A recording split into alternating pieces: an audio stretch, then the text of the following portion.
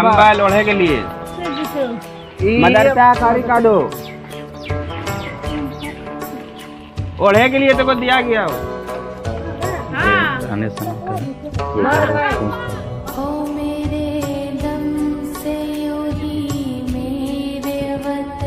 बस दुआ करिए सबके लिए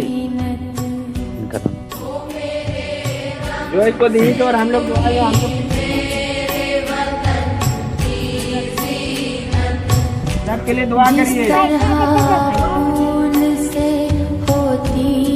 बस दुआ करिए जो हाथों सब में तो ठीक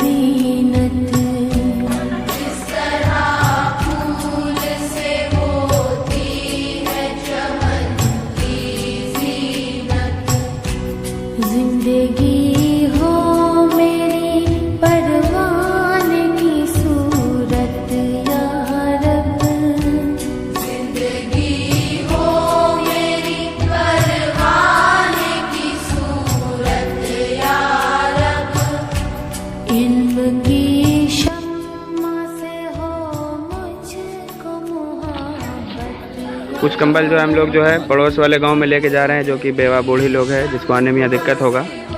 तो हम लोग वहीं जा रहे हैं उनके घर पे इंशाल्लाह तक़सीम किया जाएगा।